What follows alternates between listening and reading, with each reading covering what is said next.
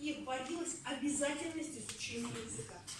И в целях того, чтобы не допускалось в субъектах подобного рода, действий самих по себе, то и было внесено, как я понимаю, депутатами Государственной Думы, вот это предложение введения изучения языка на добровольной основе.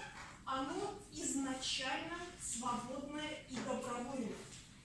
Оно таковое и другим не может быть. Да. И поэтому, по большому счету, эта формулировка не Конституции противоречит, она излишняя, возможно, да?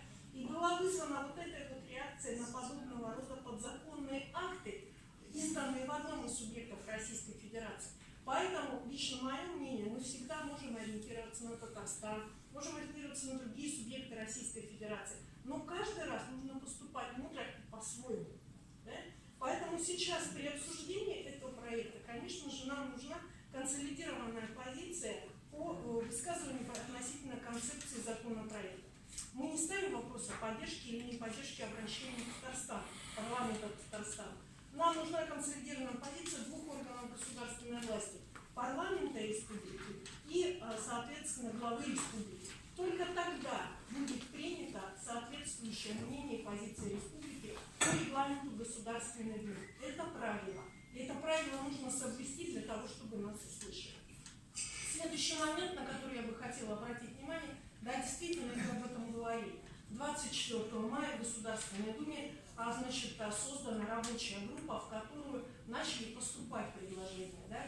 Возможно, можно говорить там 600, там еще сколько-то предложений. Рабочая группа еще формируется. Наша задача сейчас выйти на наших депутатов Государственной Думы и включиться в работу этой рабочей группы. Потому что именно сейчас идет как раз формирование. И несколько положительных примеров сегодня наши депутаты привели. Ну и, конечно же, я не могу не сказать о том, что непосредственно по заявлениям родителей, что тоже вызывает определенные споры, как таковые.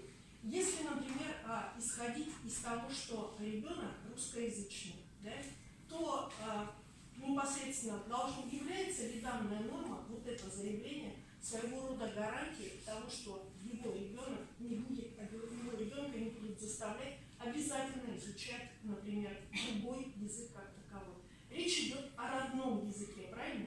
Поэтому эта норма тоже такой функции выполнять не может. Поэтому с заявлениями родителей я, наверное, соглашусь с позицией непосредственно Министерства образования и Института школ. И все-таки очень мне бы хотелось, чтобы в наших предложениях прозвучало предложение необходимости выделения отдельного статуса национальных образовательных учреждений. Потому что если мы их не выделим, мы не сможем тогда, организации, да, мы не сможем тогда все-таки говорить об устойчивом изучении и о полном развитии вот этих наших идей по концепции обновления развития национальной школы республики с 27-летием которой я вас сегодня поздравляю. Спасибо за внимание.